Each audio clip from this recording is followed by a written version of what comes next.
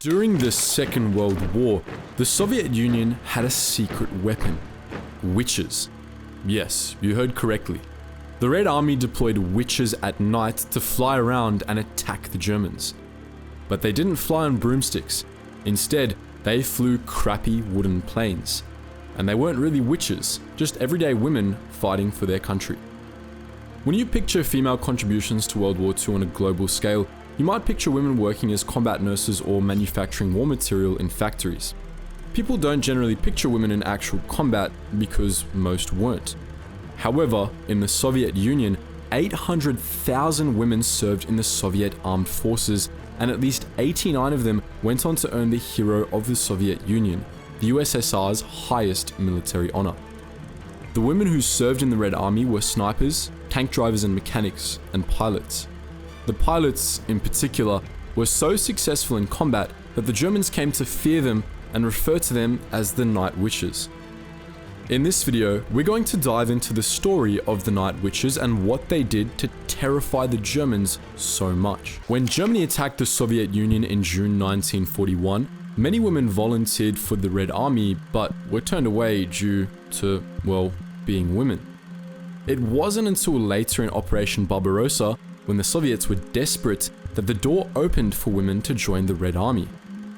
Many joined as nurses, doctors, and even surgeons, but for every woman who entered the medical field, there was another who was ready to fight. Some of the women who were trained up for action were already pilots or had some kind of flying experience. Many of them wrote to a woman named Marina Raskova, asking what they could do to serve. Raskova had become a famous pilot since the early 1930s and was known as the Russian Amelia Earhart for her record-setting long-distance flight and her skills as a navigator. She began serving as a navigator for the Soviet Air Force in 1933, and though she faced a lot of criticism from her male comrades, she more than proved herself capable, eventually becoming an instructor for new male recruits, and later female ones as well.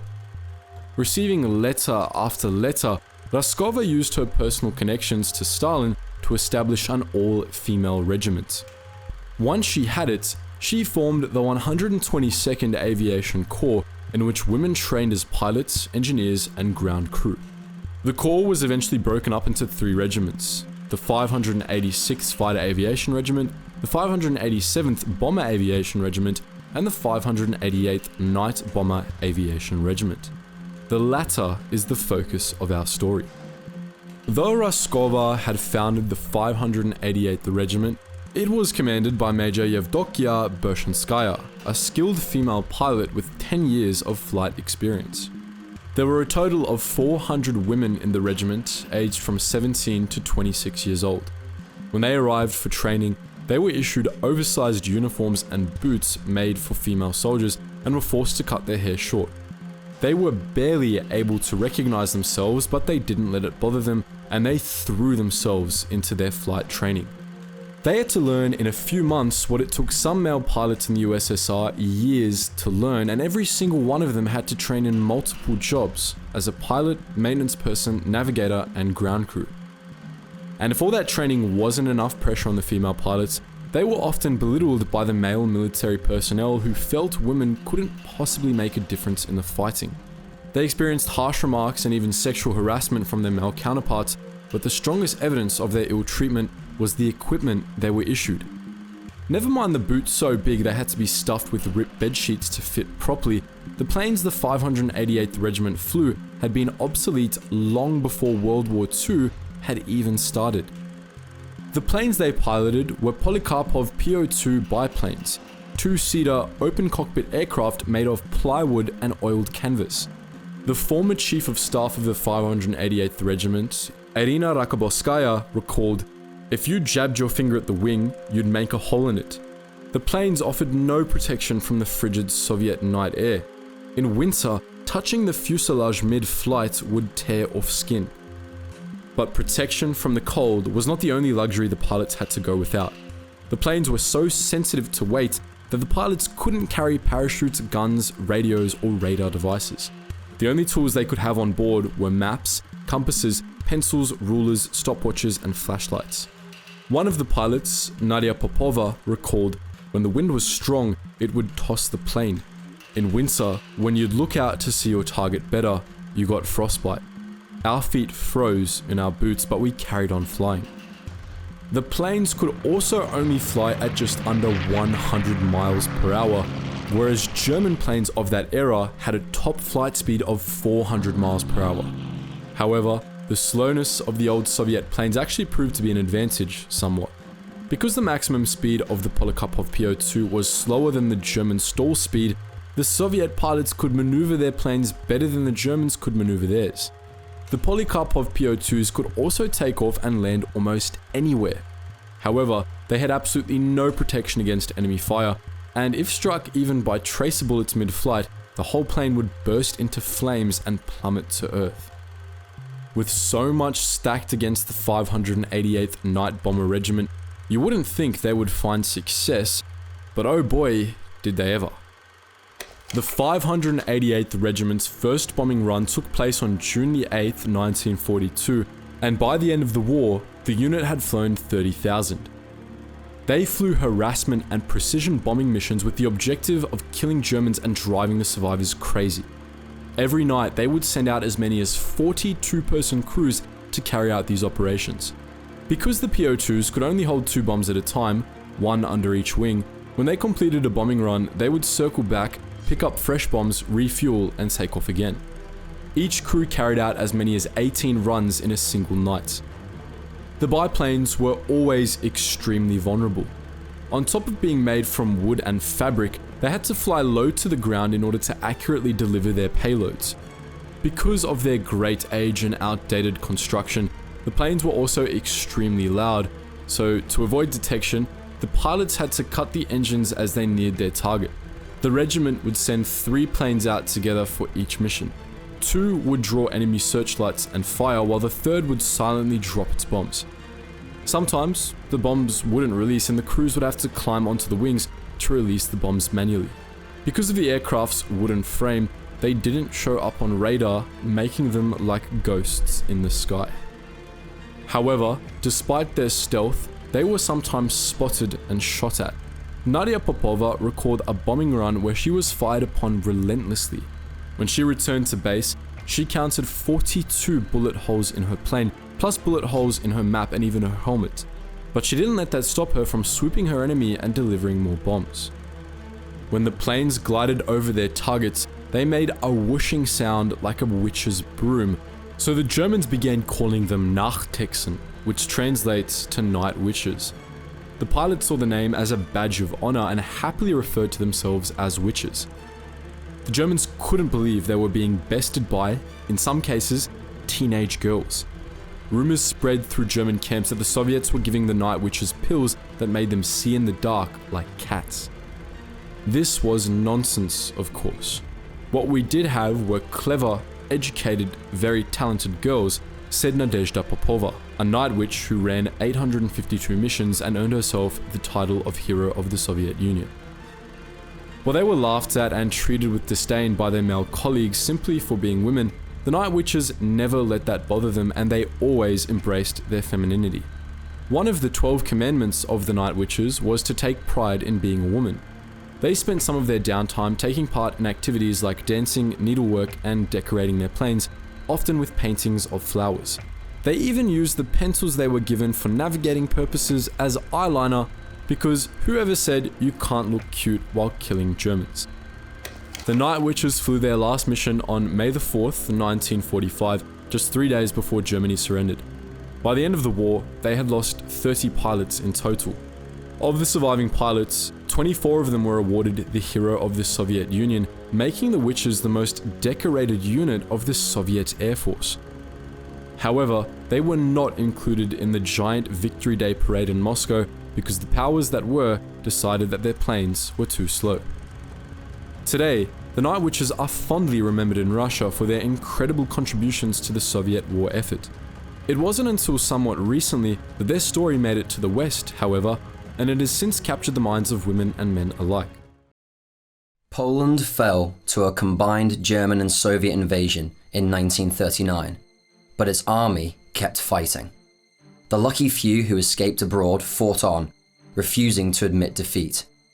Some were recruited into the Silent Unseen, an elite group of operators airdropped far behind enemy lines to train and lead Poland's underground army. In this video, we shed light on the unremembered men and women of the Silent Unseen. After the SS fabricated an incident on the Polish-German border, 2,000 tanks, 900 bombers, and nearly 1.5 million Axis soldiers advanced into Poland. The Polish government believed the French and British would come to their aid, so they ordered the large but generally ill-equipped Polish army to defend the country's border instead of retreating to protect the cities. Spread too thin, they were smashed by concentrated German forces. But the Poles were encircled rather than annihilated, giving small units an opportunity to escape. On September 27th, on the largely undefended eastern side of the country, the Soviet Union invaded.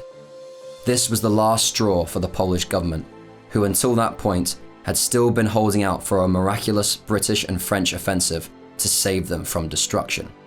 The government dissolved and the army largely disbanded. Hitler had no real issue with Poles leaving Poland, as that was part of his Great Resettlement plan for Eastern Europe. The way was open, and the Polish government as well as many ex-servicemen made their way to France. The French took advantage of the glut of professional soldiers and incorporated several Polish units into the French army. 4 divisions of experienced soldiers were formed alongside a motorized brigade. During the Battle of France, the Polish forces often held out for longer and under far tougher conditions than the rest of the French army. Polish officers had also tried to warn the French about Germany's blitzkrieg tactics, but they were ignored. As France fell, Poles fighting their second losing battle of the war managed to escape over the Channel to Britain. One of these men was Captain Jan Gorski, and he had an interesting idea. Gorski had read reports on the German invasion of Norway and became particularly interested in paratroop operations. He believed airdropping soldiers into occupied Poland was the best way to support the underground army and fight the occupying powers. The Polish army had no experience with paratroops, so the plan initially got a cold reception. It was only when General Sikorski took a liking to the idea that it was approved. However, it had a different name, Section 3 of the Commander-in-Chief's staff. The operatives, however, called themselves the Silent Unseen. Training for these operatives was extremely rigorous, and only 605 of the original 2,413 candidates passed. It was run by Special Operations Executive, the British precursor to the CIA, and comprised 5 phases. Phase 1 was a strenuous physical exercise course designed to build up the candidates' stamina and resilience. In Phase 2, they learnt to use every weapon of the British, German, Italian, Soviet, and Polish armed forces, and to withstand interrogation. Phase 3 was the jump course, where the candidates learnt to parachute in the wilds of Scotland. In Phase 4, they were taught covert operations, which included combat jiu-jitsu and clandestine warfare techniques. And lastly, in Phase 5, the candidates were given a false identity. If they passed these challenges, they were sworn in as members of the Polish underground Home Army and kept their original Polish ranks. However, it was tradition that at the moment an operative exited the plane for their first mission, they were promoted 1 rank. Between February 15, 1941 and December 27, 1944, 483 airdrop missions were flown from bases in Britain to occupied Europe. 316 soldiers and 28 government agents were successfully parachuted into Poland, along with a few hundred tons of material. 17 other operatives were dropped in Albania, Greece, France, and Yugoslavia, with orders to stir up the Polish minorities and focus the efforts of the resistance. Additionally, 40 million forged Polish zloty, $26 million in banknotes and gold coins, 1,700 pounds sterling in gold coins, and 3.5 million Reichsmarks were smuggled with them, so they had a little spending money. But they didn't just bring cash and guns. The operatives were also airdropped with machine parts required to tool up small-scale workshops and blueprints for manufacturing cheap weapons. The Sten gun was a particular favorite, as it was cheap to make from stamped metal and had an easily copied design. As you might have guessed, the vast majority of the silent unseen operators were expecting their missions to be one way, no return. But this wasn't the case for them all. One man, Tadeusz Czuk-Selt, returned alive from not one but 2 missions in occupied Poland. Czuk-Selt, codenamed Celt, made his first combat jump on December 27, 1941, with a small group of other operatives. They were spotted by a German patrol just after landing, and a firefight broke out. Celt and his team took a few casualties, but they killed the Germans and proceeded with their mission. His objective was to analyze the state of the Polish underground government and its military forces and report this back to London. He spent several months compiling his report alongside senior Polish underground leaders, but that was the easy part. Getting out of occupied Europe was the real challenge. Once his report was complete, Celt infiltrated his way onto a Polish train bound for Hungary. He then stole a priest's vestments and posed as the Hungarian Catholic Father Andor Varga. This allowed him to cross into Croatia, then Switzerland, then France. Once he was over the French border, he swapped his costume for a worn set of overalls and a flat cap, perfect for his next disguise as a French railwayman. Maintaining his cover the whole way, Celt crossed the entirety of France and Andorra, only to be arrested once he'd crossed into Spain. He was then held at the Miranda de Ebro concentration camp, but swapped identities with a dying man and managed to secure his own release. From there, he journeyed to Gibraltar and caught a flight back to London. 18 months after his jump, he presented his report. Czuk-Selt was one of the first to return from Europe with first-hand accounts of Germany's final solution. His outstanding valor won him Poland's highest military decoration, the Virtuti Militari, but his odyssey wasn't over yet.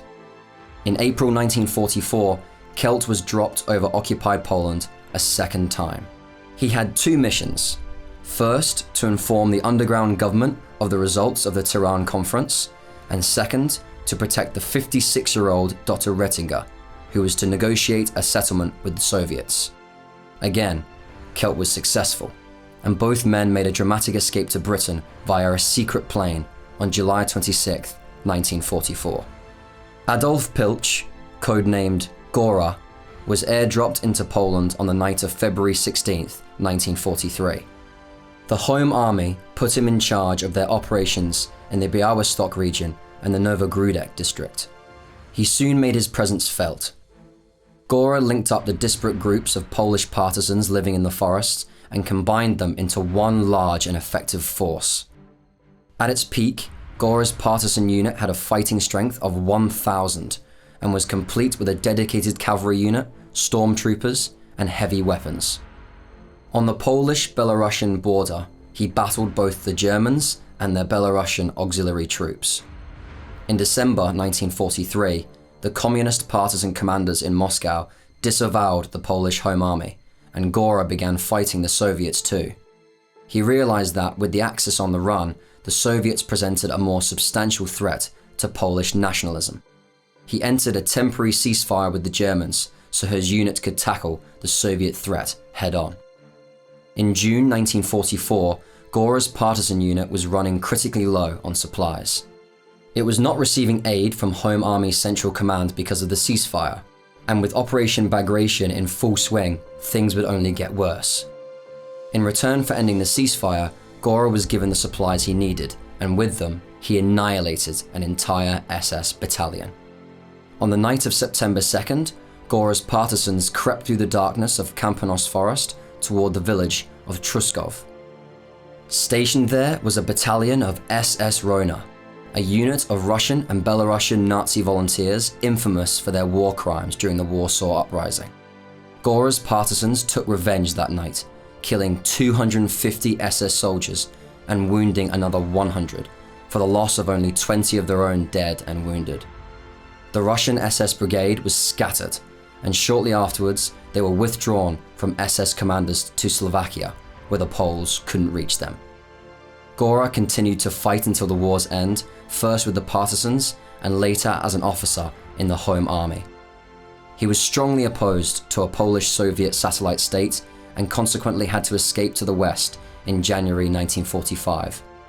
He remained in London and was awarded a Silver Virtuti Militari for his service during the war. He'd fought in over 200 battles and came out of nearly all of them victorious.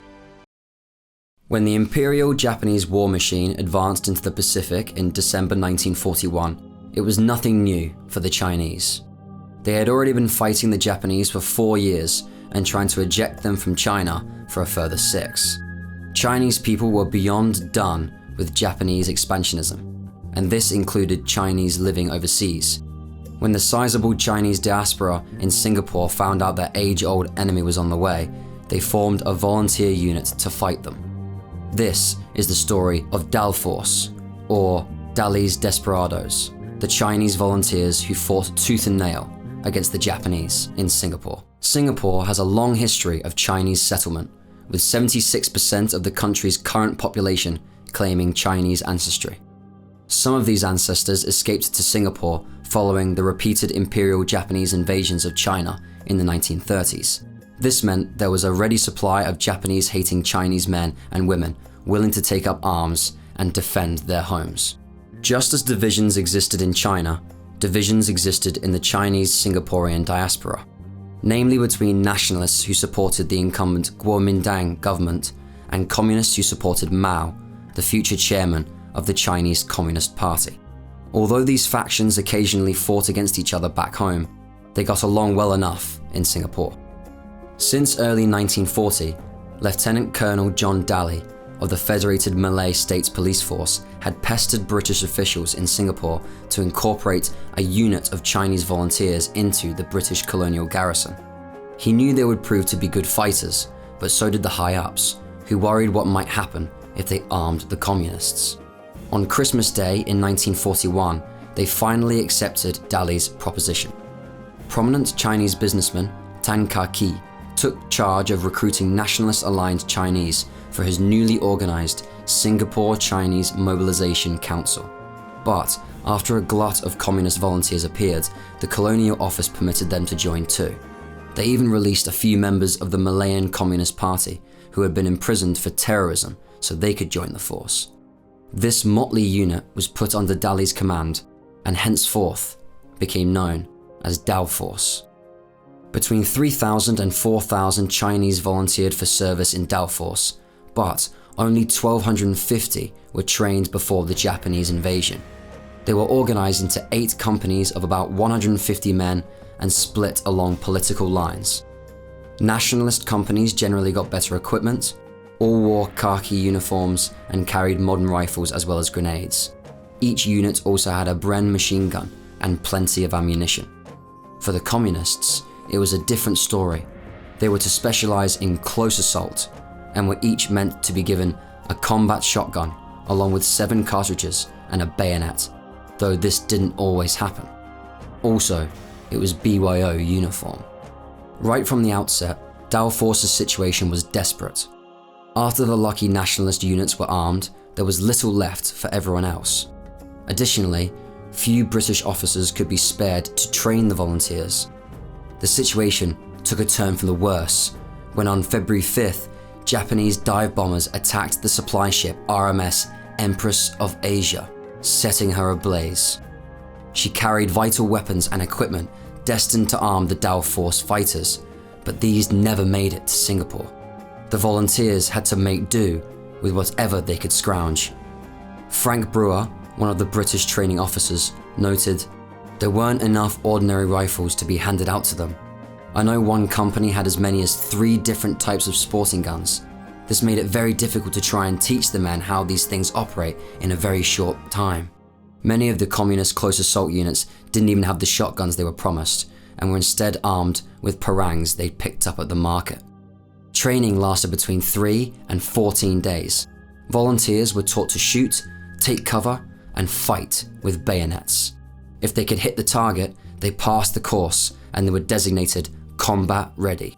When the media found out about Dalforce's desperate supply situation, they furnished them with a new nickname, Dally's Desperados.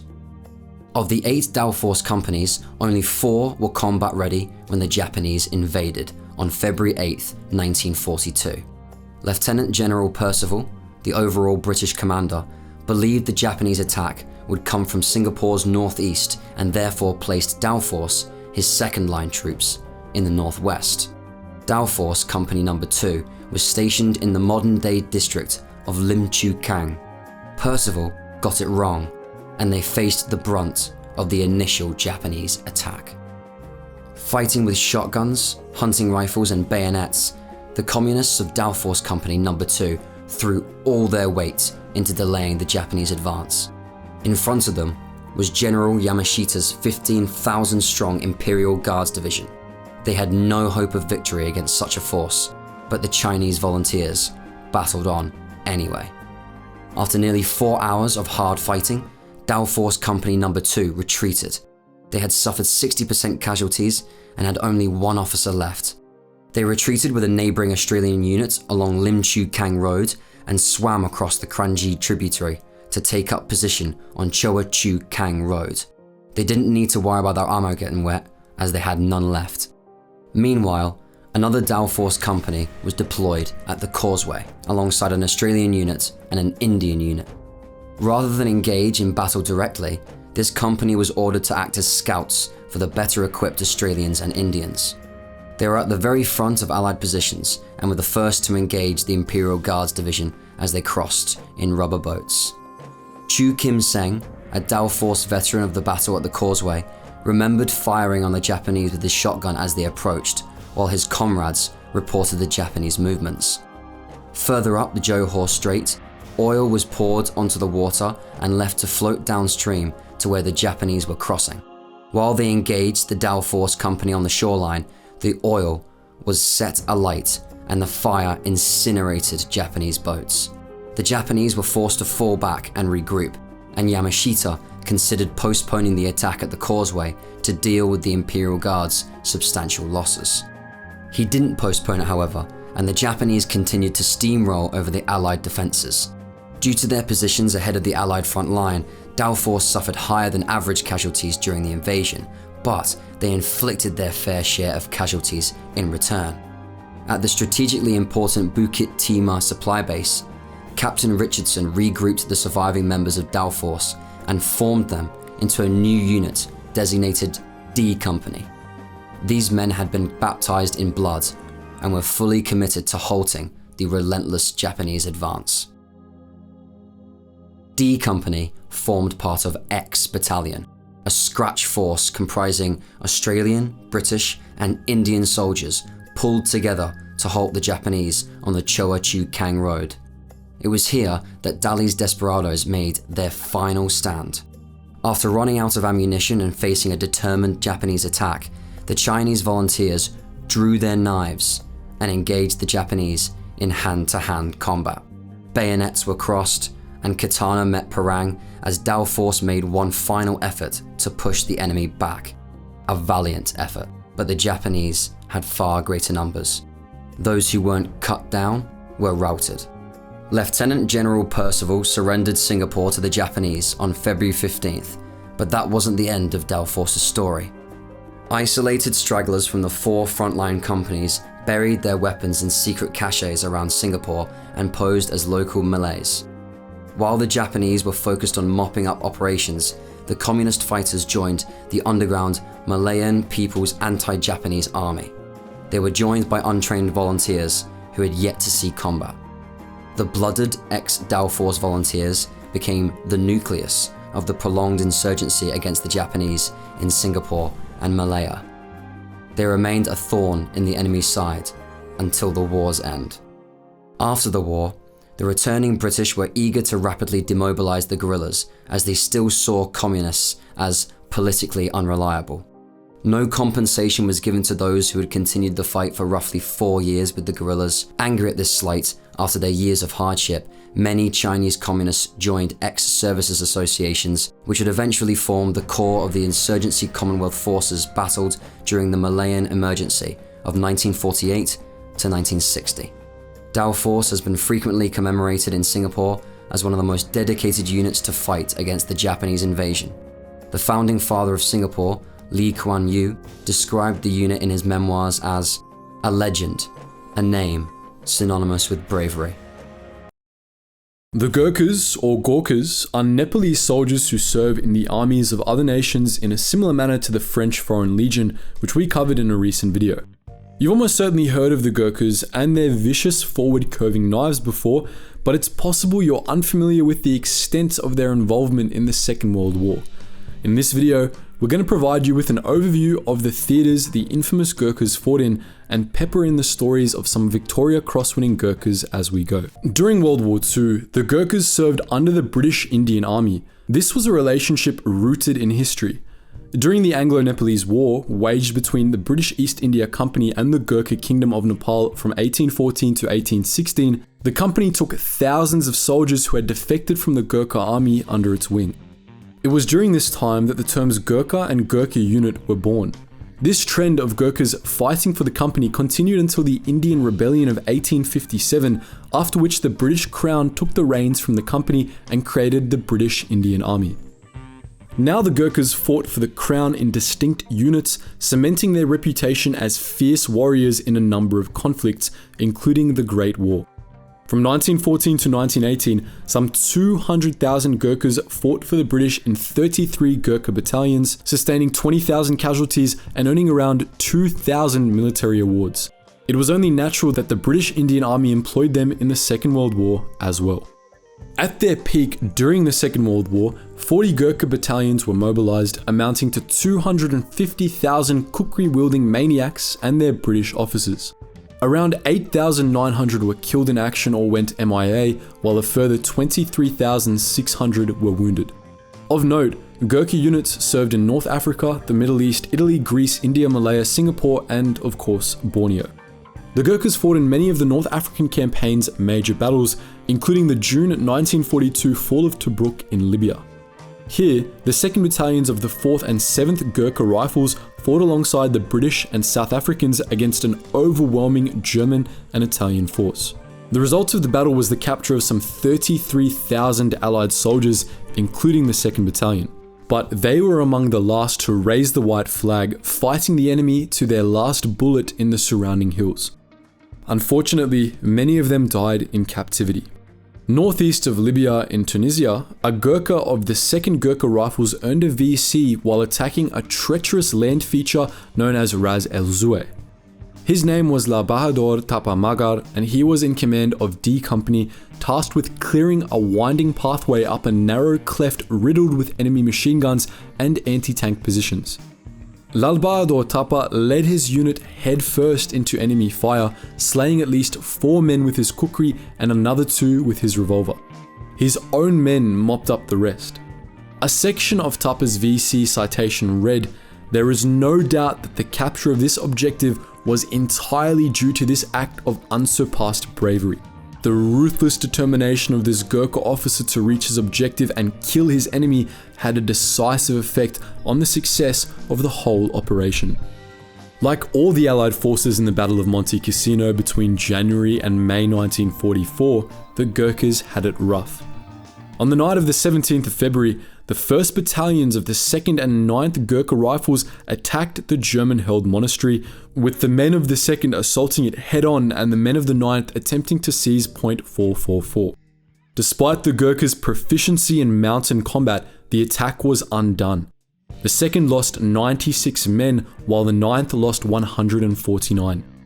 In the 3rd stage of the Battle of Monte Cassino, in mid-March, the remnants of the 1st Battalion of the 9th Gurkha Rifles seized Point 435, known more commonly as Hangman's Point.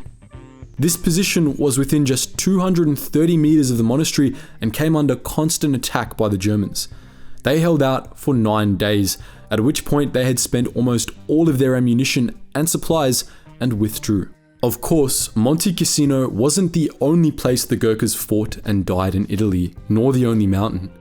On the 10th of November 1944, Tamon Gurung, a soldier in the 1st Battalion of the 5th Gurkha Rifles, was out on a patrol mission with one other scout at Monte San Bartolo, north of Monte Cassino. Going ahead of their section, they ascended the mountain and spotted a German machine gun nest about to open fire on the section. Damon Gurung sprung out of hiding and rushed the Germans without firing a round. Taken by surprise, they surrendered.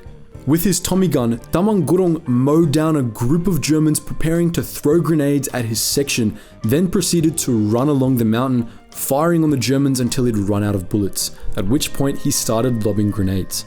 When his platoon came under heavy fire later in the fight, Damon Gurung picked up a Bren gun and stood in full view of the enemy until he'd emptied 2 magazines on them. He was shot dead soon after, but the distraction allowed his fellow Gurkhas to withdraw to safety, regroup, and capture the German position a few days later. For his bravery, Damon Gurung received a posthumous VC. While the Gurkhas' involvement in the 1948 to 1960 Malayan emergency might be more well known, they also served in Malaya during World War II, notably in the Battle of Jitra. Under the 11th Indian Division, the 2nd Battalions of the 1st, 2nd and 3rd Gurkha Rifles battled the Japanese 5th Infantry Division at the town of Jitra. The men of the 1st Gurkha Rifles positioned themselves north of Jitra at a village called Asun on the south bank of the stream. Lacking anti-tank guns, they set demolition charges on a bridge to blow it up and prevent the passage of the 5th Infantry Division's supporting tanks. In the rain, on the 11th of December 1941, the charges failed to go off. Thinking fast, a Gurkha by the name of Man Bahadur Gurung took up an anti-tank rifle and opened fire on 2 tanks as they reached the bridge, choking it up. Unfortunately, the Japanese made short work of the stream and captured much of the 2nd Battalion of the 1st Gurkha Rifles. Only around 200 of the 550 men in the unit made it out. The battle wasn't looking good for the 11th Indian Division. They withdrew under the Japanese onslaught, with the men of the 2nd and 9th Gurkha Rifles guarding their retreat. The men of the 2nd repulsed a Japanese advance on a different bridge at midnight on the 13th, then successfully blew the bridge up. The men of the 9th staved off another brutal Japanese assault in the early hours of the morning, allowing the survivors of the Indian Division to escape. The Battle of Imphal in Manipur, India was one of the 2 major battles which spelt the beginning of the end for the Japanese in the Burma campaign. Of the British 4th Corps' 49 battalions, 16 of them were composed of Gurkhas. The battle raged from March to July 1944, resulting in almost 55,000 Japanese wounded or killed, 12,600 Allies wounded or killed, and an Allied victory. Agan Singh Rai, an acting Naik or corporal of the 5th Gurkha Rifles, fought in this battle, claiming a VC for his actions at Mortar Bluff and Water Picket to the southwest of Imphal on the 26th of June. When his company was pinned down by a machine gun at Mortar Bluff, Agan Singh Rai charged the position under a hail of bullets, killing 3 of its 4 crew by himself. Coming under fire from a 37mm gun from the jungle, Agan Singh Rai charged again. All but 3 of the men in his section were killed, but Agan Singh Rai managed to take down a further 3 Japanese and capture the gun. Assaulting Water Picket shortly after, Agan Singh Rai wielded a Tommy gun in one hand and a grenade in the other. He rushed a Japanese bunker and ended 4 more lives. According to his VC citation, the enemy, demoralized by this NCO's calm display of courage and complete contempt for danger, now fled before the onslaught. Of all the places the Gurkhas fought, Burma is where they gained the most fame. Some 35,000 of them battled the Japanese there, accounting for 27 of their 40 battalions. Notably, many of these Gurkhas served in long-range penetration groups or chindits. They operated deep behind enemy lines in the jungle, with the Gurkhas moving in columns of about 370 men. So far, we've only covered Nepalese VC winners, but as we said earlier, British officers often commanded Gurkha units. Among them was Captain Michael Almand, who commanded a platoon of the 6th Gurkha Rifles during chindit operations in Burma. On the 11th of June 1944, Almand had been ordered to attack the Pinmi Road Bridge. The area surrounding the bridge was swampy and covered in jungle, and the Japanese had dug in on the banks of the road. As Almand approached, the Japanese opened fire, inflicting heavy casualties. While his men took cover, Almand charged, lobbing grenades at the Japanese machine gun positions and slaying 3 Japanese with his kukri knife. His men rallied and seized their objective. Over the next few days, taking charge of his company, Almend neutralized several more machine gun positions completely on his own. On the 23rd, while suffering from trench foot, Almend rushed one final Japanese machine gun nest and was gunned down. All in all, about a third of the VCs awarded in Burma went to Gurkhas. As Indian Field Marshal Sam Manekshaw put it, if a man says he's not afraid of dying, he's either lying or he's a Gurkha. There are many contenders for the coveted title of most effective elite force in World War II, but every unit, from the Japanese 343rd Naval Air Group to the British Commandos, suffered combat losses, except one. This elite American force completed over 100 missions deep behind enemy lines and played a vital role in the liberation of the Pacific. This is the story of the Alamo Scouts. The Alamo Scouts was the brainchild of the US 6th Army's commander, Lieutenant General Kruger. Having risen from the ranks and fought on the front lines of 3 previous wars, Kruger recognized the value of good intel. But as his 6th Army advanced through the Pacific, good intel was in short supply. Seemingly from nowhere, massive numbers of Japanese troops appeared in his path, and he was forced to fight through them. These Japanese defenders were often cut off from their main supply bases closer to Japan. With careful avoidance, they could be starved out. This was a far better solution for the Americans than engaging them in battle. By bypassing Japanese troop concentrations, thousands of Allied soldiers could be saved. But to do that, Kruger needed good intel, and he wasn't getting it from his staff. He needed an elite unit of scouts that could operate behind enemy lines as his eyes and ears. So, in November 1943, he founded the Alamo Scouts.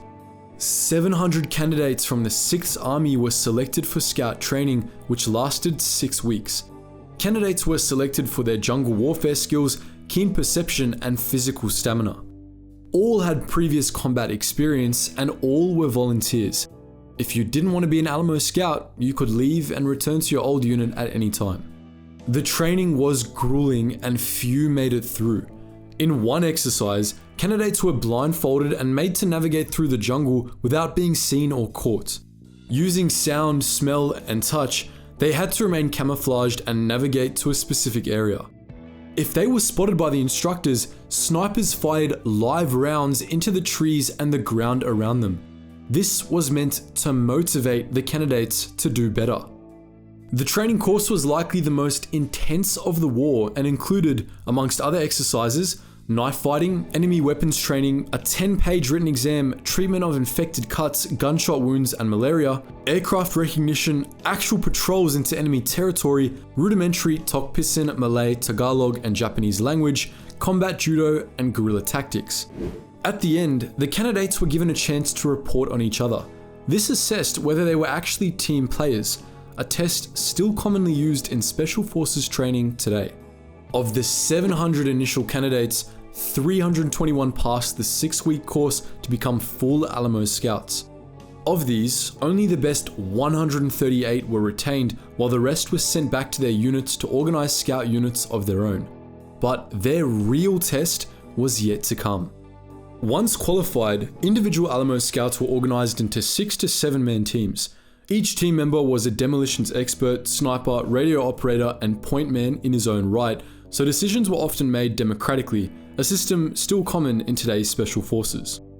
Their first mission was a recon job in the Admiralty Islands, located in the north of the Bismarck Archipelago.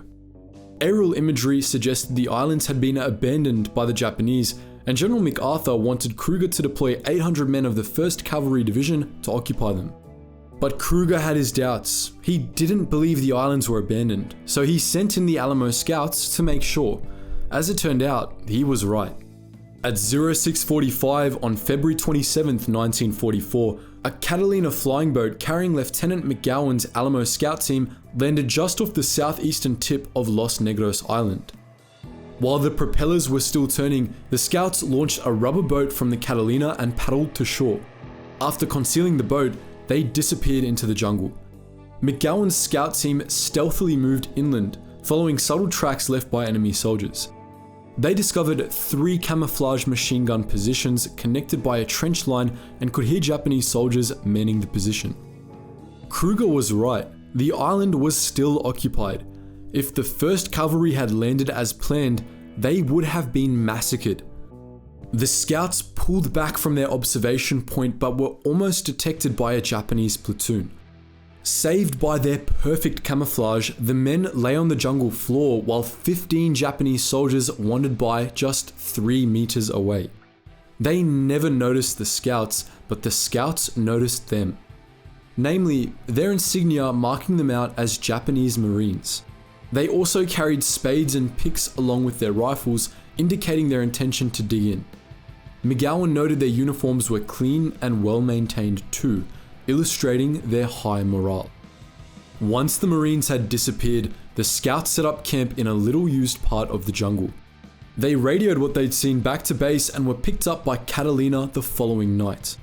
McGowan's report was rushed to Kruger and the other generals, who called off the landing and organized a massive naval and aerial bombardment of the island. The 1st Cavalry made their landing later and suffered only light casualties. By the end of their first mission, the Alamo Scouts had proven invaluable, but their greatest feat was yet to come. In June 1944, Filipino guerrillas, supported by the Allies, reported that roughly 500 POWs were being held in a Japanese prison camp near the village of Cabanatuan on the island of Luzon. This information wasn't acted on until January 1945, when Kruger's intelligence officers devised a rescue plan. The spooks had received words that retreating Japanese forces were liquidating POW camps before abandoning their positions. Contravening both the Geneva Accords and basic humanity, the Japanese were killing off POWs to stop them from falling into friendly hands. They were also aware that any POWs left alive could testify against their captors once the war was over. The POWs had needed rescuing, and the Alamo Scouts were gonna make it happen. On the night of January 29th, 2 Alamo Scout teams met up with members of Captain Pahota's and Captain Hossen's guerrilla companies. These men knew the region better than anyone and were willing to guide the scouts in. The guerrillas got the scouts close to the camp, but there wasn't enough cover to set up an observation post.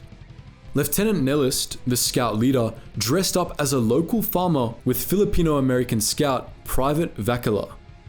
In full view of the Japanese guards, they walked to a hut 300 meters from the camp fence. From there, the men spent 8 hours observing the camp and calculating its defenses. The Filipino guerrillas made contact with locals who had been forced to work in the camp and collected additional information for the scouts. Once compiled into a report, the guerrillas transported a copy back to headquarters, where Lieutenant Colonel Mucci's Ranger Battalion was waiting. If the Alamo Scouts were the scalpel of this operation, the Rangers were the sledgehammer. That evening, with support from the guerrillas, they attacked. They left their base at 1700, arriving outside the camp in complete darkness. At around 1900, a series of loud explosions tore through the quiet night. A P-61 Black Widow from the 547th Night Fighter Squadron overflew the camp at low altitude, periodically cutting and restarting one of its engines. The resulting backfires drew the attention of all the camp guards, who assumed the plane had been damaged and was hurtling toward the ground. The pilots, Captain Schreiber and First Lieutenant Rux, completed their act by flying over the nearby hills less than 10 meters above the ground. As the distracted Japanese defenders waited for the inevitable explosion, guerrillas cut the telephone cables and the Rangers got into position. At 1940, they attacked. Small arms fire from the Rangers tore into every machine gun nest, guard tower and pillbox at the same time. With intelligence from the scouts, the Rangers engaged every part of the Japanese defense simultaneously. The result was devastating. Within 15 seconds, every pillbox and tower had been destroyed. While the Rangers focused on the killing of the Japanese, the Alamo Scouts guided the POWs to safety. Many were too sick to walk, and the scouts had to carry them out, but these men were so emaciated that a scout could carry 2 at a time. Private First Class Kittleson, an Alamo Scout responsible for getting the POWs to safety, later said, "I didn't fire around there. I didn't have to. My job was to get those prisoners to the river, so I did that. Sometimes you had to almost grab a hold of them to keep them going the right direction, but they got there." By the end of the attack, the Rangers, Guerrillas, and Alamo Scouts had liberated 552 POWs from the camp at Cabanatuan. The Alamo Scouts suffered no losses. In fact, they never suffered a combat loss throughout all of their 106 known operations behind enemy lines. So that was the badass story of the Alamo Scouts, one of the most successful elite forces of the Second World War. The French Foreign Legion is among the most recognizable military branches in the world. That's probably because its legionnaires come from at least 140 different countries. The Legion is a part of the French armed forces, though it doesn't swear its allegiance to France, only to itself. The Legion has existed for less than a decade shy of 200 years and had fought all manner of fights prior to the Second World War, throughout which it saw action in multiple theaters and even faced off against itself at one point. In this video, we provide an overview of the French Foreign Legion's movements throughout the bloodiest war in human history. Even before the rise of the Nazi Party in 1933, the French Foreign Legion had its fair share of German members. As the decade went on, more and more Germans signed up, and the Nazis kicked up a fuss, accusing the Legion of brainwashing them into doing so. The Nazis even burned books that so much as gave mention to the Legion. It didn't seem to work, however. The Legion's ranks kept filling up until 50% of its privates and 21% of its NCOs were German. As you might have guessed, this was a ploy. The German intelligence organization, the Abwehr, were behind it. They wanted to dilute and then seize control of the Legion in anticipation of the German invasion of France that was soon to come. Simultaneously, Spaniards fleeing their country after the Civil War and Jews fleeing Europe were signing on as legionnaires. After Germany invaded Poland, Poles and Czechs were added to the mix, and the Legion was beginning to sweat. Germany had shown its hand, and the Legion's ranks were filled with Germans. To combat this, the Legion sent as many Germans as they could out of France to Legion outposts in North Africa. Out of sight, out of mind. Sort of. It's also important to note that the 6th Foreign Infantry Regiment had been stationed in Syria since October 1939, while the 5th Foreign Infantry Regiment had been in French Indochina since 1930. Of course, not every German legionnaire was an Abwehr implant. Along with non-German legionnaires, there were many Legion-loyal Germans in North Africa who were getting antsy about this whole World War II thing. It was killing time, and they were stuck in the desert doing training drills. The higher-ups caught wind of their unrest and decided that the Finns could probably use some help in the Winter War. Out of the loyalist legionnaires stationed in North Africa, the 13th Foreign Legion Provisional Demi-Brigade was formed. At the same time, several Legion regiments were getting amped up in France, waiting for the phony war to become an actual war. As for the 13th, the Winter War came to an end before they could get to Finland and make things even harder for the Soviets. Itching to do something, they set their sights on Norway instead. The Germans began their advance on Norway in early April 1940, and a French, British, and Polish expeditionary force teamed up with the Norwegians to try and stop them. It didn't work, and the Germans took control of the country. But the Allies still had superiority in the Norwegian Sea and weren't willing to let the Germans make use of the vital port of Narvik. Supported by Allied naval power, French and Polish mountain troops, and Norwegian troops, the 13th launched an amphibious assault. The Legionnaires went toe-to-toe with German mountain units in the icy peaks of Norway, first taking the village of Bjørkvik and then fighting their way south to Narvik. When they got to the port, however, it was empty. The Germans had legged it. The Legion gave chase, but by then, the turd had hit the fan in northern France, and the 13th was pulled out of Norway before they could lay down the law. As with most Allied forces in the Battle of France, things did not go all that well for the Legion units that participated in it. They all took heavy losses, and in the weeks after France raised the white flag, the Legion units in Europe were disbanded. The 13th had been in the UK during the surrender, and on the 28th of June, its legionnaires had an important decision to make. They could either side with the French government in exile and fight for the Free French, or join the Nazi collaborationist Vichy French in Morocco. Only around 830 of the 1,619 legionnaires in the UK chose the Free French. As a result, the Legion was surrendered, as was the case with France in general. Those 800 odd legionnaires became the 14th Foreign Legion Provisional Demi-Brigade. The 13th, for a time, didn't exist. From the fall of France in June 1940 to January the following year, the 14th fought in the Battle of Dakar in West Africa and further down the African coast in Gabon. While this was going on, the 5th Foreign Infantry Regiment fought for the Vichy French against Thailand in the Franco-Thai War. In early 1941, the 14th decided 13 was a better number and switched back. The 13th spent February and March fighting for Free France against the Italians in Eritrea, utterly decimating the Axis in the underratedly bloody Battle of Keren. After Keren, during the British invasion of Vichy French Syria and Lebanon, things looked like they were going to get a little hot. Allied with the British, the Free French clashed with the Vichy French in this bloody desert campaign, and the 13th found the 6th Foreign Infantry Regiment looking back at them across the battlefield. What happened next is unclear. Some sources claim that the two units went toe-to-toe, while others stand against this notion. In favor of the latter, as many as 1,000 legionnaires of the 6th integrated into the 13th after the Allies defeated the Vichy French forces in the Syria-Lebanon campaign in mid-July 1941. We'll readdress this argument at the end of the video. Bolstered by the 6th, the 13th went on to Libya, where it served in one of the Legion's most celebrated engagements of the Second World War, the Battle of Bir Hakeim. Here, the Free French, their legionnaires, and the British put up an epic defense that slowed the Axis advance right down before it was brought to a grinding halt in the First Battle of El Alamein. Some 3,700 Allied troops stood against as many as 37,000 German and Italian troops, and the 13th found themselves crossing bayonets with a force of German legionnaires. Many of these legionnaires were the men the Legion had sent to North Africa at the start of the war and were part of the 90th Light Infantry Division. The 13th played an especially crucial anti-tank role in this battle, destroying 35 of the Italian Ariete Division's 70 tanks. After retreating from Bir Hakeim, the 13th participated in the Second Battle of El Alamein. Following this, the Legion regathered itself in preparation for the Tunisia campaign.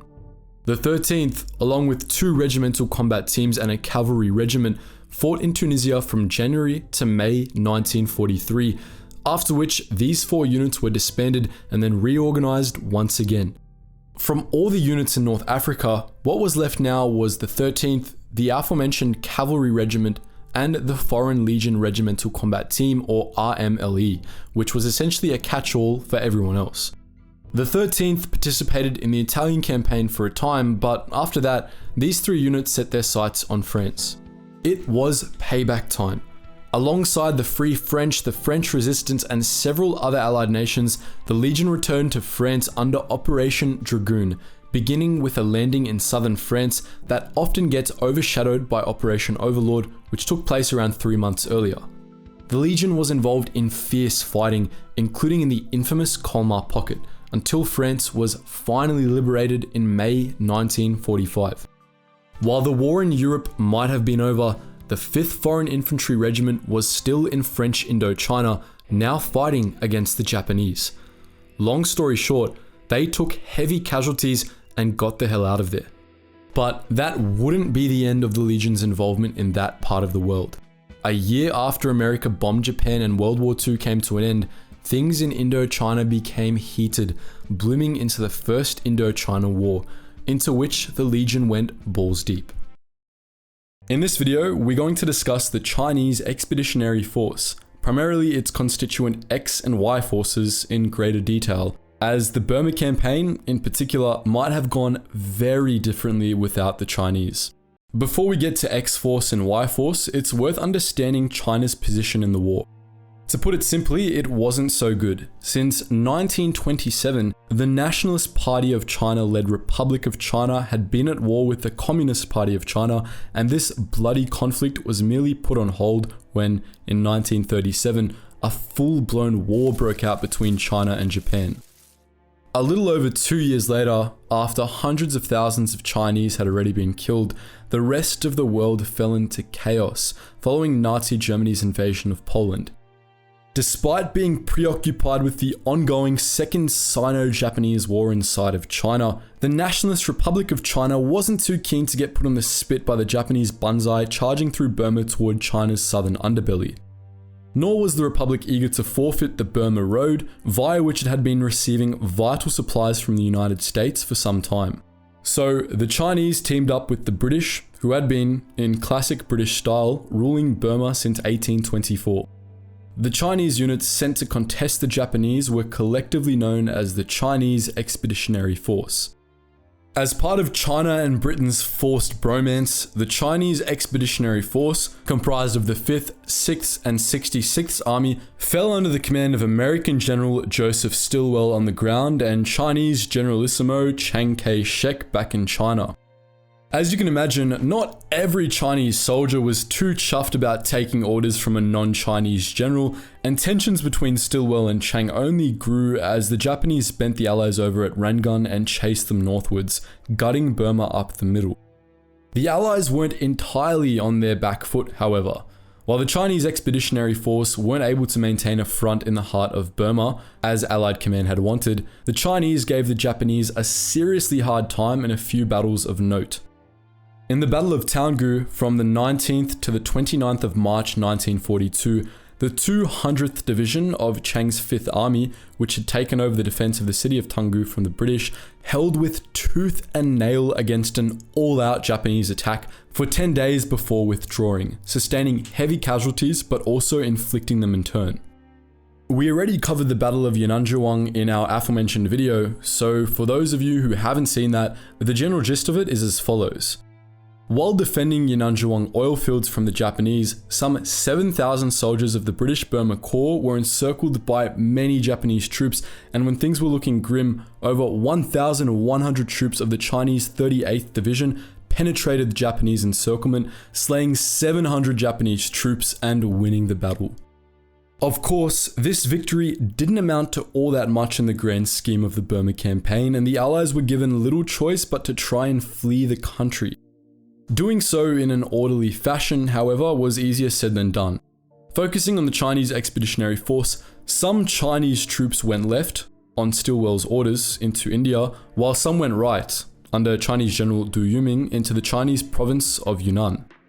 While both groups had it rough, the troops who followed Du Yuming to China were pulped in Japanese ambushes and turned inside out by disease. All in all, some 23,000 Chinese troops made it to India behind Stilwell. It's safe to say that the Allies were feeling pretty sorry for themselves after this disastrous defeat, but they were by no means out of the running. From the remnants of the Chinese Expeditionary Force, two major Chinese forces were fashioned. From the troops who fled to India, there was X-Force, which grew to a strength of 5 divisions and some 75,000 troops. And from the troops who fled to Yunnan, China, there was Y-Force, which grew to a strength of 25 divisions and some 175,000 troops. Under Stilwell, some 2,000 American support troops and advisors fell in with X-Force, and the force benefited from American training and equipment. In the words of American General Sir William Slim, commander of the Burma Corps, the most important thing of all was to ensure that the American-trained Chinese not only fought, but fought successfully. No one could do that as well as Stilwell himself. Indeed, he was the only American who had authority to actually command the Chinese. Conversely, Japanese General Tanaka Shinichi stated that the post-Japanese invasion Chinese were far superior in both the quality of their fighting and their equipment. Despite Stilwell's insistence to take charge of the force, Y-Force remained under Chinese command while also enjoying the benefits of American advisors. All in all, it was by far the larger of the two forces, yet not as well prepared as its India-based counterpart. Coordinating with Y-Force, which operated out of China, Slim's Burma Corps, which operated out of India, and various allied special operations units such as Merrill's Marauders, the Chindits, and the local guerrilla force, the Kachin Raiders, Stilwell prepared to take the fight back to the Japanese in North Burma. X-Force and Slim's Burma Corps would open up a front from the north and southwest. Y-Force, despite Chiang's reluctance, would open up a front from the east, and the Spec Ops forces would simply run amok in the jungle.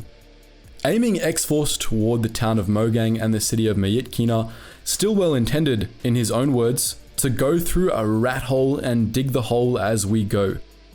As it would turn out, capturing Myitkyina on the 3rd of August 1944 was arguably the most crucial victory in the Allied offensive of North Burma, and the American general owed it all to the brave Chinese troops with whom the Republic of China had trusted him. To quote them again, he went on to write, "The capture of Myitkyina, so long delayed, marked the complete success of the first stage of Stilwell's campaign. When all was said and done, the success of the northern offensive was in the main owing to the Chinese divisions of X-Force, and that was Stilwell. It was the largest seizure of enemy-held territory that had yet occurred." Throughout the rest of 1944 up until September 1945, the Allied forces launched a series of offensives into Burma, working their way south and ultimately retaking Rangoon. Chiang, however, ordered the Chinese troops of X-Force to advance no further than the town of Lashio, which was captured on the 7th of March. And by April, the Chinese troops of both X-Force and Y-Force were booking it out of Burma, with all Chinese units having withdrawn to China by the 1st of July. Allied command wasn't too happy about this, but with the Japanese wreaking havoc in China and a civil war looming just behind the curtain, could they really blame him? Unfortunately for the soldiers of X and Y Force in the world, they were mostly eradicated by the Communist Party of China's People's Liberation Army when the Chinese Civil War resumed. Their combat experience in Burma counting for little at the end of the day. The whole point of covert operations is that, well, they're covert. Unfortunately, this means that covert special forces operatives tend to miss out on the gratitude they might deserve. While the Second World War may have come to an end in 1945, the veterans of one particular Allied Special Forces unit swore never to speak of their heroic yet horrible exploits, bottling up their suffering till the waning years of their lives. These men were the bane of the Japanese in the Southwest Pacific Theater, and they weren't opposed to working with literal headhunters to see their common enemy dead on the jungle floor. In this video, we shine some much needed light in the Australian-led special force known as Z Special Unit.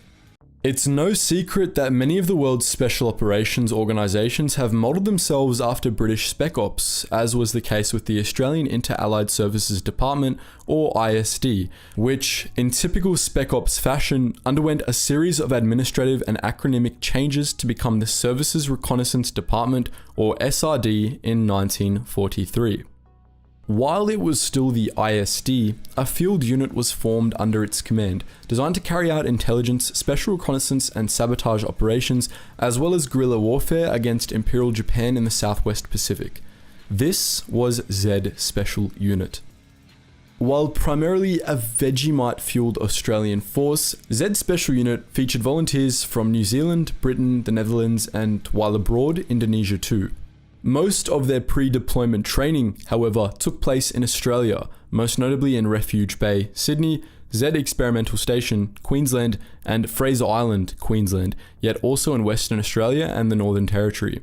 And one of their trademark tools wasn't a gun, but a folding kayak, inside which many Z operatives would come to break their backs. While Z Special Unit took on 264 missions in 81 covert operations between June 1942 and the end of the war, its operations in Queensland, Singapore, New Guinea, and Borneo are among its most famous, or more appropriately, infamous. Yes, you heard that right. Z Special Unit did indeed operate in Queensland, Australia, but they obviously didn't go around blowing up bridges or anything like that. In reality, in preparation for a raid on a Japanese-occupied port in New Guinea, Z Special Unit decided it would be a good idea to practice on Australian naval vessels in Townsville Harbour. In the dead of night on the 22nd of June 1943, they paddled into the harbour on folding kayaks and stuck magnetic limpet mines to the hulls of 10 ships before fleeing. Some hours after the rooster crowed the following morning, the sailors in the harbour freaked out over the, unbeknownst to them, dummy mines. The mock operation was a success, but it led to the arrest and subsequent discharge of Lieutenant Samuel Warren Carey from Z Special Unit. The operation into New Guinea was also trashed, but for unrelated reasons. What the Z operations learned in Townsville, they put to good use in Singapore later that year. By 1943, the Japanese had a firm grip on Singapore, an island stronghold vital to Allied operations in the Pacific. While they held onto the island until the end of the war, the Allies didn't make it easy for them. On the 2nd of September, 15 Australian and British Z operatives left Western Australia in the MV Crate, a Japanese fishing boat renamed after a small but highly venomous snake. They dyed their hair and skin dark and dressed themselves in sarongs, meaning to pass as Indonesian fishermen, and arrived off Singapore just over 3 weeks later.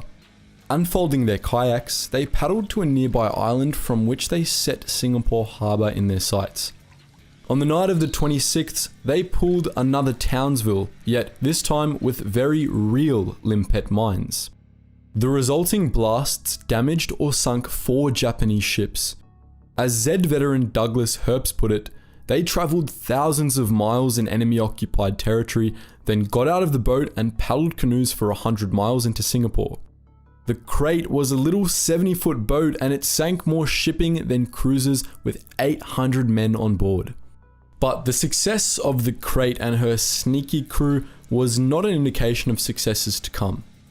A year later, Z operatives tried a similar stunt, this time using a Malayan sailing ship to get them closer and motorized submersible canoes nicknamed Sleeping Beauties to deliver their payloads. Nearing Singapore harbour, a Japanese patrol boat stopped them, detecting their ploy and opening fire. The operatives scuttled their ship and escaped on kayaks. While some were able to put some distance between them and their attackers and ultimately resume their mission, potentially sinking 3 Japanese ships in Singapore harbour, 13 Z Special Unit operatives were killed immediately or lost their lives soon after. A further 10 were captured and beheaded. And this wasn't like in Skyrim or whatever. Some of these beheadings took 2 or 3 blows to complete. Disaster struck in New Guinea in 1945 as well, yet the Z operatives assigned to this mission showed their mettle no less.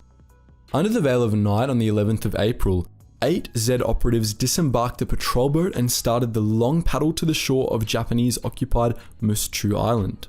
The currents were strong that night, however, and the operatives ran into a reef, losing some of their equipment to the waves. While they were unable to get their feet on solid ground, their gear had washed up on the shore, signaling their presence to the Japanese, who sent out 1,000 troops to hunt them down. Despite their training, there was little the Z operatives could do. All but 1 of them were slain, but 1 man did survive. Fighting off the Japanese all by himself, one sapper, Edgar Mick Dennis, a hardened Australian commando, managed to escape and get vital intel into Allied hands, contributing in no small part to the Allies' success in the Aitape-Wewak campaign. Dennis survived the war as well, going on to say, "They were hunting me and every time they got close, I would knock the first few over and then go bush." And on his bravery, he said, "I don't think it's born in you, it's not drilled into you, it's just something that happens in the spur of the moment. You know what you're going to do and you do it." While Singapore and New Guinea were terrible, Z Special Unit operations in Borneo were a complete nightmare, even the successful ones. Between 1943 and 1945, Z operatives harried the Japanese troops who were occupying Borneo and inflicting unspeakable suffering on the island's people. As all good special forces should do, Z Special Unit made effective use of their environment, going as far to train and organize the indigenous natives to help them defeat their common enemy. One of such operations was Operation Argas, in which 44 Z Special Unit operatives gathered vital intel and trained indigenous natives for a guerrilla campaign against their Japanese occupiers between March and October 1945.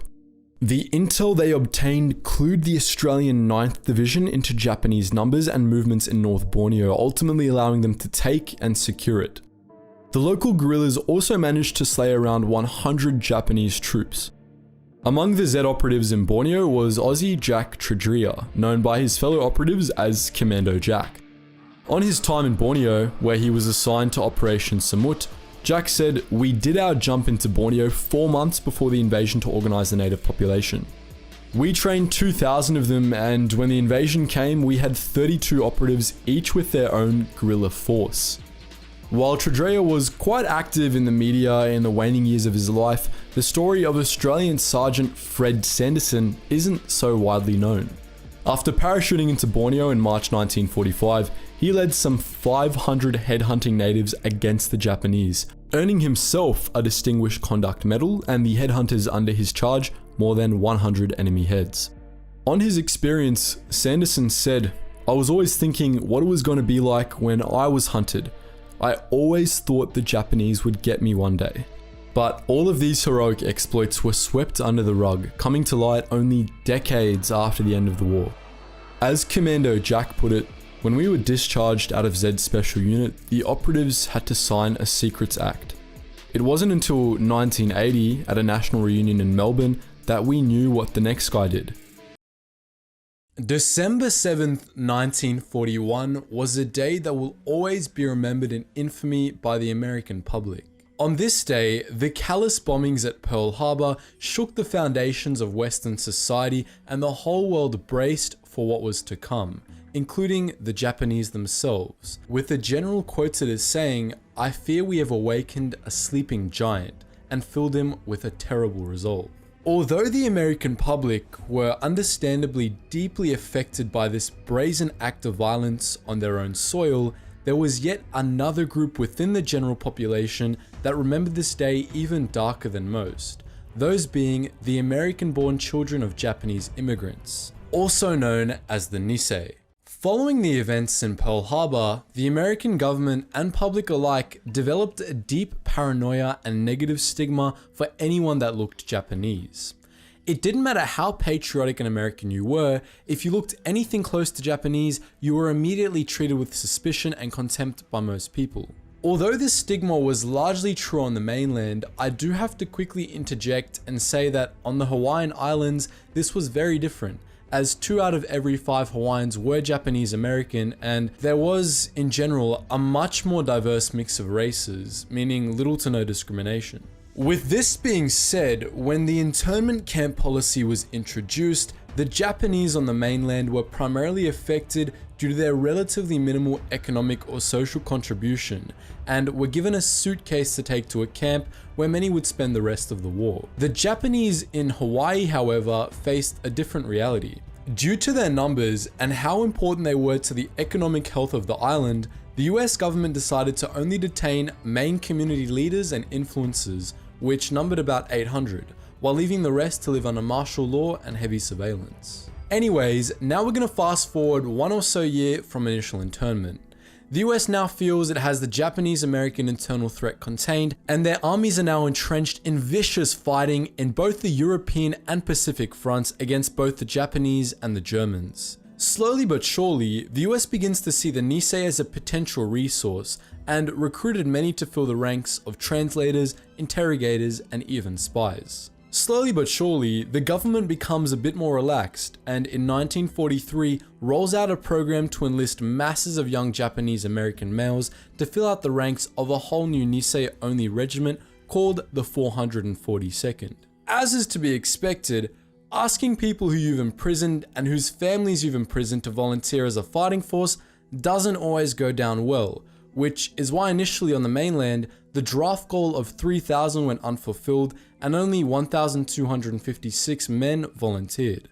Conversely, on Hawaii, where internment camps were less of an issue, many Japanese American Nisei saw it as an opportunity to prove their patriotism for the country and eagerly signed up. Hawaii thus smashed the 1,500 men draft goal with over 10,000 men volunteering.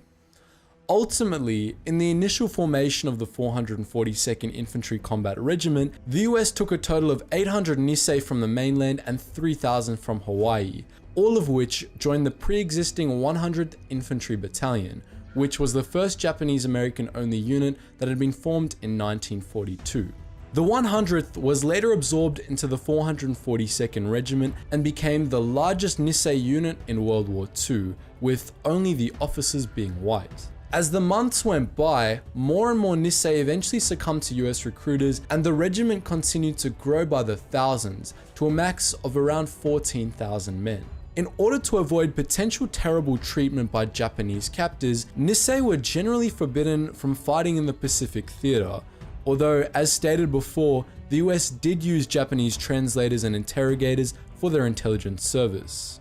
With that said, upon completing their training, this newly formed and newly reinforced 442nd was shipped off from mainland America and bound for the shores of Italy. Despite common misconceptions, the invasion of Italy was no cakewalk. There were many highly trained German divisions in the area, and the 442nd bore the full brunt of a thoroughly confused enemy.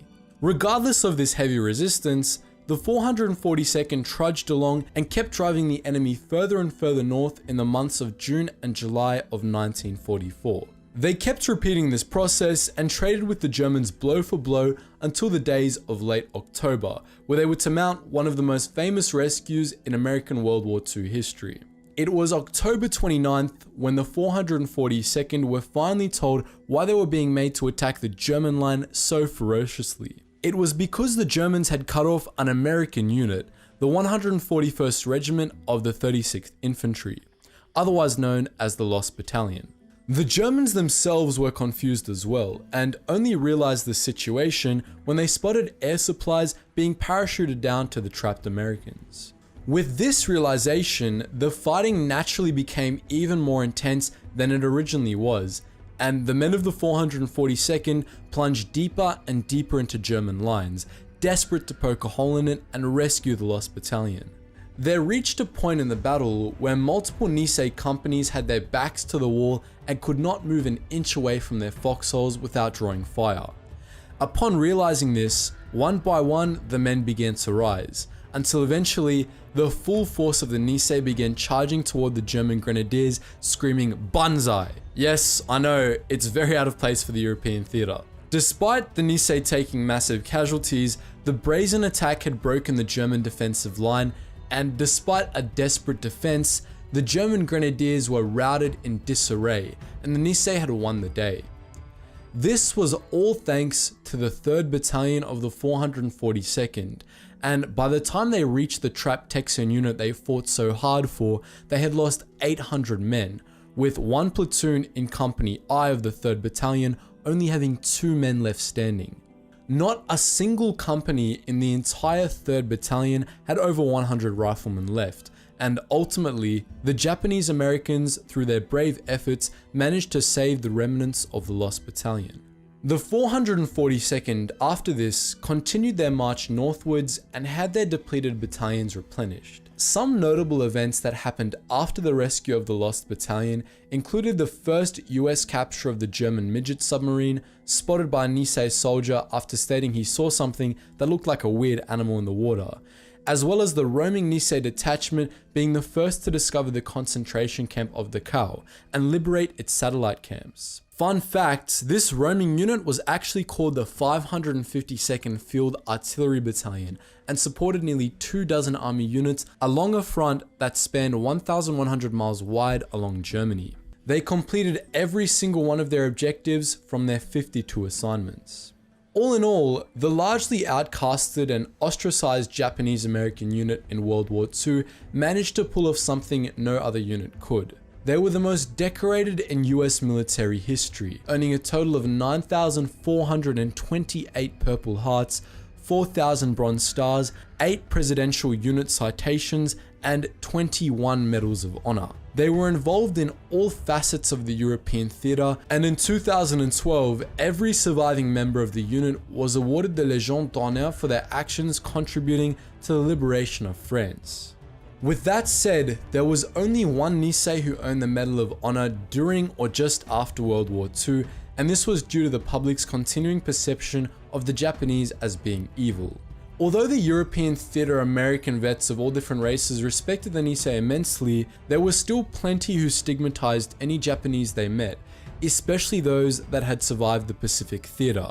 And many Nisei only received their Medals of Honor and various other awards decades after the fact due to these racial tensions. The Japanese themselves during World War II were barbarians, and that's not a disputed fact in history. It's just unfortunate that the brave men of the 442nd were stereotyped in such a way that negated their many achievements on the front lines. In order to honor these brave men, I ask that you type a story or anecdote you have of any Nisei veterans you, your father, or your family's ever met. Be sure to share this video as well if there's anyone you know that would benefit from a commemoration video like this. And as with most of my videos, I've only really brushed the surface. So let me know if you want to learn more about these American beasts, whether they be more about the Nisei in Europe, like in this video, or the ones who served in the Pacific. Alaska was once called the most important strategic place in the world. Whoever held it held the world, according to General Billy Mitchell, the father of the US Air Force. During World War II, Alaska became a battleground for the US and Japan. Japan's invasion of the Alaskan territory was the only invasion of the United States during the Second World War. Japan managed to take hold of 2 islands in the outer Aleutians, but they were still at a significant disadvantage. The weather and terrain in Alaska were unforgiving for those unfamiliar with it, so the United States put together a band of Arctic Scouts, a unit familiar with the landscape that could survive the harsh conditions with minimal training and equipment. Their job was to run reconnaissance missions and gather intel on the Japanese invaders. In this video, we'll discuss why these Alaska Scouts absolutely terrified the Japanese. Japan took the island of Kiska on June 6, 1942 and Attu on June 7th. This made the United States nervous. The Japanese held a position that made US counterattacks nigh impossible. The climate was harsh and prone to intense winds, snow, and sleet squalls, making things even more difficult for the Americans. US soldiers were largely ill-equipped for such conditions, and many didn't know the first thing about survival, even in ideal conditions. While the conditions were extreme, it was not impossible to survive and even thrive in the Aleutian Islands. The indigenous Aleut people had already been doing it for 9,000 years. Intelligence Chief of the US Army's Alaska Defense Command, Colonel Lawrence Kastner, understood the advantage these sorts of survival skills could offer the Army. His father, Major General Joseph Kastner, had been one of the first commanders of the Philippine Scouts, a special military group created during the Spanish-American War made up of natives who gathered intel for the United States. Colonel Kastner knew that a similar group of Alaska natives would make better scouts than anyone else. He brought up the idea to his superiors and was given the green light to form the first Alaskan Combat Intelligence Platoon in early 1942, more commonly known as the Alaska Scouts. He began recruiting and searching for those he thought would be a good fit. The Alaska Scouts' task was to gather intelligence via mapping and surveying, but they also needed to master commando-style fighting. It wasn't easy to become an Alaska Scout. The standards were very high and many were rejected. In the end, Colonel Kastner handpicked 66 men for the job. The group comprised indigenous Aleuts and Eskimos, fishermen, hunters, trappers, dog sledders, prospectors, and miners. Colonel Kastner said they have one thing in common: they're tough. Being tough wasn't the only trait the Alaska Scouts shared, however. They also weren't fans of military rules, ranks, and rigidness. Because of that, and because their job was so critical to the United States, the Alaska Scouts were granted special privileges. They never used ranks, were allowed to carry whatever weapon they wanted, and didn't wear army uniforms or any kind of identifiers. They mostly wore buckskins and cowboy-style hats, but one scout, named Larry Beloff, was the owner of 2 Alaskan gold mines and always wore a diamond ring and diamond-studded watch, earning him the nickname Diamond Jim. Their reputation eventually earned them the nickname Kastner's Cutthroats, which stuck among other army personnel, but not among the cutthroats themselves. They preferred to be called the Alaska Scouts, so that's what we'll stick with. Their primary mission was as simple as it was crucial: observe the enemy without detection and send intel to the commander, who would call the shots from there. But that wasn't all they did. After the Japanese took Kiska and Attu, the US desperately needed an airstrip closer to the islands from which they could launch bombing raids, since they had already lost several planes to the Alaskan weather and needed airfields closer to the Japanese. The problem was that the islands best suited for airstrips were unmapped. This was where the scouts came in, splitting into 2 groups to survey different islands. The first secret landing was on Adak Island, where there were no Japanese. Here they found the land was far too mountainous and rugged for a landing strip. Instead, they built a dam to make a lagoon, then drained it and used the sandy bottom as a temporary landing strip. Smart thinking on their part. Another group went to Amchitka Island, where they quickly found a suitable spot for a landing strip and built one. This allowed the US to start bombing Kiska and form a naval blockade to prevent Japanese supplies from reaching the island. But the Scouts played their most crucial role when the US decided to launch its campaign to retake Attu. The retaking of Attu, also known as Operation Sandcrab, involved 15,000 US troops breaking up into 3 groups to attack the Japanese garrison from multiple directions, encircling them. In the early morning on May 11, 1943, a group of Alaska Scouts rowed 1,000 yards through freezing, rough water in a plastic whaleboat to Beach Red, a narrow strip of the coast on Attu Island, to see if it would be possible for the US troops attacking them from the north to land there. This would have been a suicide mission for anyone else, but the Scouts navigated through the fog and black water skillfully and silently, landing on the beach without being detected by the Japanese. They gave the Northern Infantry the all-clear signal, and US boats began to disgorge their troops. Wasting no time, the Scouts began the next phase of their mission, scouring the rest of the island for the Japanese. By mid-afternoon, they'd spotted a group of Japanese soldiers from the top of a ridge. While the Scouts had an advantageous position, the thick fog made it difficult to ascertain the enemy soldiers' positions, and the US infantry was struggling to keep up with the Scouts. The troops sent to Alaska had trained in the Mojave Desert, as they were originally signed for duty in North Africa. They didn't have any warm weather gear as it was in short supply, and their boots weren't even waterproof. The US Army had decided that this wouldn't matter because the battle would only last 3 days or so, but they had miscalculated. Some bad calls from command had slowed the soldiers in all 3 groups and gave the Japanese time to pin down some US units, making advancement all but impossible. The soldiers were freezing and their feet were constantly wet, resulting in frostbite and trench foot. Without the Alaska Scouts, they would almost have certainly been unable to carry out their mission. The Scouts kept them alive, using their survival skills to stave off cold and starvation. But they weren't only there to keep the soldiers' hearts beating. After 2 days on Attu, George Gray, an Alaska Scout who held a good position on a ridge above them, was ordered to create a diversion and draw Japanese fire so the infantry could advance and take much needed control of the Holtz Valley. Just after he'd been given the orders, he saw the infantry start to advance, throwing off his plan entirely. So Gray just went for it, grabbing a rifle, 3 grenades and a few other scouts, and charged. The Japanese spotted them and began firing machine guns and throwing grenades, but much to the shock of the Japanese, they all survived. For the Japanese, spotting a scout meant spotting danger. There was nowhere they could go on the island where the scouts couldn't find them. Despite their best efforts, the Japanese found that they were very difficult to kill, and this scared them even more. When the infantry eventually took control of Holtz Valley, they unknowingly destroyed the Japanese defense in the process. The scouts patrolled the island for 2 weeks, noting the surviving Japanese soldiers' positions and passing this information on to the troops.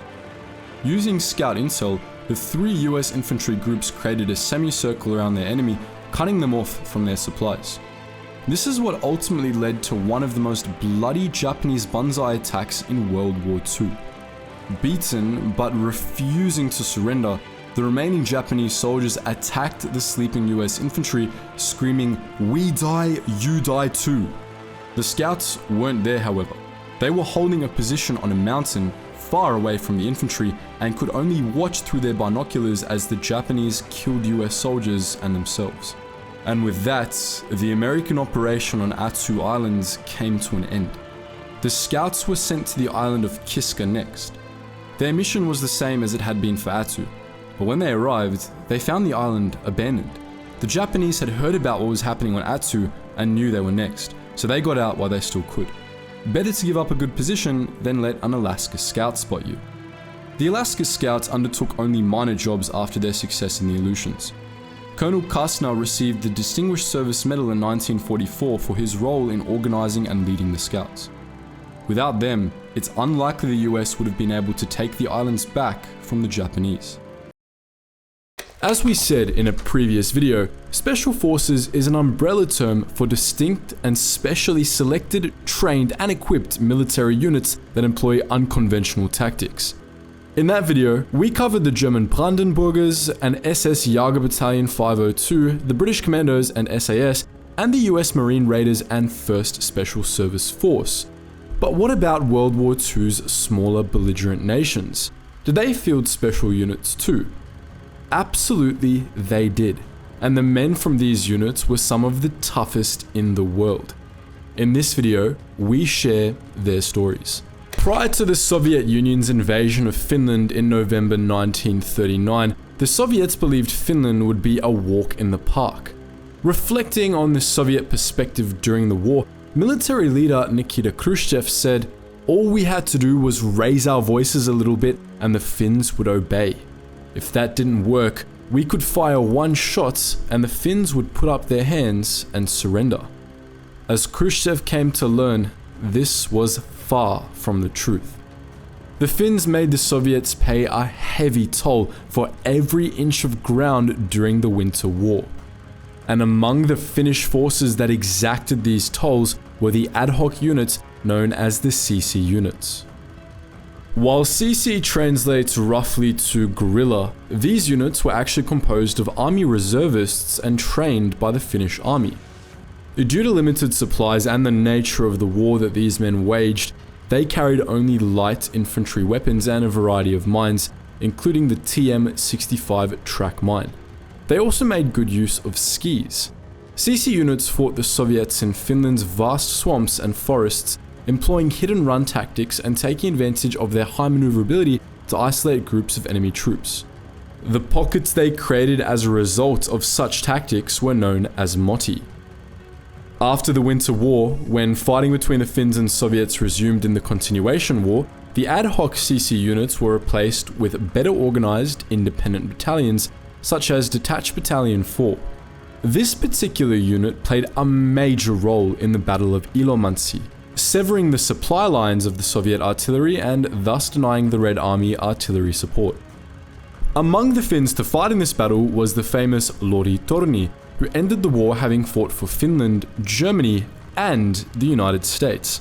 This man killed so many Soviets in the Battle of Ilomantsi that they placed a 3 million Finnish mark bounty on his head. We've mentioned the Gumias in a previous video, but we could never shine enough light on these devastating Moroccan warriors. While Finland's CC units were thrown together in response to the Soviet invasion, Moroccan Gumias had been fighting as tribal irregulars under the French army since the early 1900s. During World War II, some 12,000 Gumias fought for the Free French and their allies. These warriors, named after the curved daggers they carried into battle, were masters of night raiding operations and rough terrain. No one could traverse mountains as well as the Gumias.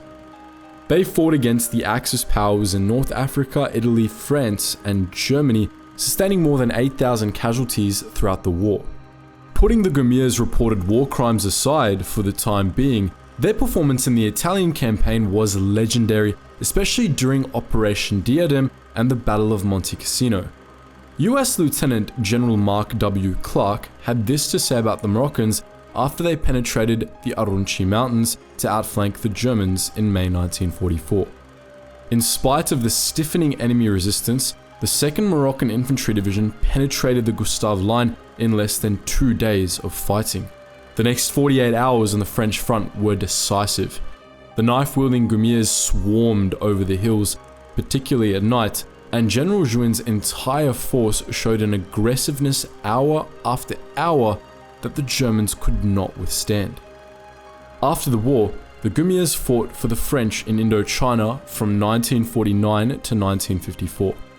With Moroccan independence, they ceased serving the French and joined the Royal Moroccan Armed Forces. In 1901, the US Army formed the Philippine Scouts. This military organization was largely composed of Filipinos and Filipino Americans and commanded by American officers. On the 7th of December 1941, the same day as Pearl Harbor, the Japanese began their invasion of the Philippines and went toe-to-toe with the army.